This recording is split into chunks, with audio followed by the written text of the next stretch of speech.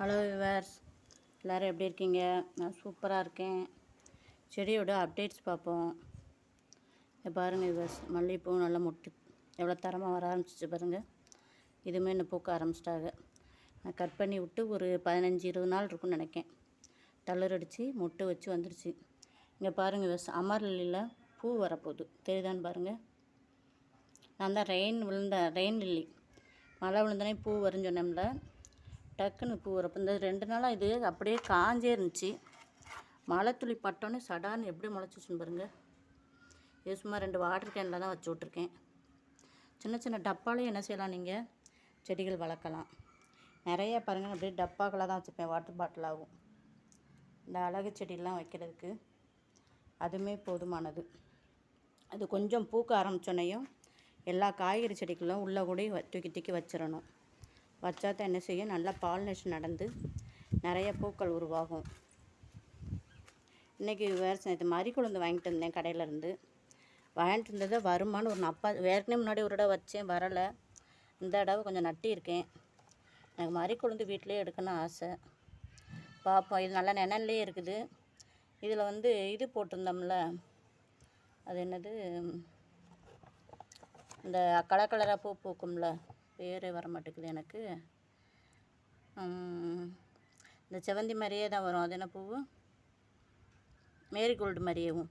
அந்த பூக்கள் விதை தான் போட்டிருந்தேன். அதில் ஒன்று தான் முளைச்சிருக்குது. சரி, அதிலே நட்டு விட்ருவோம். இது கொஞ்சம் நிழலில் இருக்குமா, அதனால் வருமாக்குன்னு பார்க்க போகிறேன். இன்றைக்கி மறிக்குழுந்து குச்சி தான் நட்டு விட்ருக்கோம்.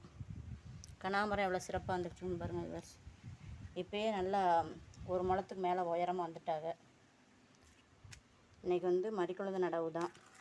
இன்றைக்கி ஆடி 5. செடிமையோட வளர்ச்சியும் பாருங்கள் எவ்வளோ சிறப்பாக இருக்குன்னு. நேற்று மழை பெஞ்சிச்சு, அதுக்கப்புறம் நல்லா வெயில். அதனால் இன்றைக்கி காலையில் தண்ணி எடுத்து விட்டாச்சு. இந்த வெண்டைக்காய் 2 நாள் தான் ஆகுது விவர்ஸ். அதுக்குள்ளே எவ்வளோ பெருசாகிட்டாங்க பாருங்கள். அதையும் எடுத்துக்கிடுவோம். இங்கே பாருங்கள், நல்லா நீளமாக இருக்குது பாருங்கள். அதோடு கொஞ்சம் நித்திய மல்லி பூக்கள் இருக்குது, அதையும் கொஞ்சம் எடுக்கணும். அதுபோக விவர்ஸ், இது என்ன செடின்னு எனக்கு பார்த்து சொல்லுங்கள். கீழே அன்னைக்கு இந்த விதை விழுந்துச்சு, அதுவா இல்லைன்னா சிறுகிழங்கான்னு தெரில. இப்போ தான் தெரியுது. ஆமாம், சிறுகிழங்கு கீழே ஒன்று ஊனி விட்டுருந்தேன். எவ்வளோ சூப்பராக முளைச்சிருக்குன்னு பாருங்கள். தரையில் ஊனி விட்டேன். இது நம்ம கொடி, நித்தியமல்லி கொடி தொட்டியில் வச்சுருந்தது போறாக அப்படி உயரமாக. இதோட பின்னி பிணைஞ்சு போகுது. சிறுகிழங்கு செடியும் சிறப்பாக வந்துக்கிட்டு இருக்குது. சிறுகிழங்கு கார்த்திகை மார்கழியில் ஹார்வெஸ்ட் பண்ணுவாங்க. அதேமாதிரி இது எலிஃபண்ட் ஃபுட்டு நல்லா சிறப்பாக வருது.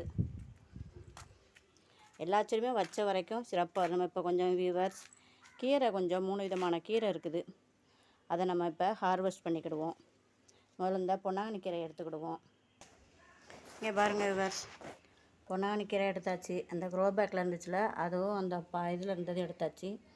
அதுபோக இந்த கீரை, அரைக்கீரை தன்னால் வளர்ந்துச்சுல, அதை எடுத்தாச்சு. அதுபோக மெக்சிகன் ஸ்பினிச் கொஞ்சம் எடுத்துருக்கோம். இந்த பாருங்கள், நடுவில் இந்த நரம்பை மட்டும் உருவிட்டு வச்சோம்னா சரி சிறப்பாக இருக்கும். இந்த 3 கீரை இப்போ ஒரு தரத்துக்கு பொரிக்கிறதுக்கு சரியாக போயிடும். நீங்கள் தானாக இந்த தப்பு கீரையை விடாதீங்க, இதில் நிறைய சத்துக்கள் இருக்கும். அதனால் அந்த கீரையும் எடுத்திருக்கேன். அதுபோக கொஞ்சோளவு பூக்கள், மல்லிகைப்பூ, நித்தியமல்லி, ஒரே ஒரு வெண்டைக்காய்.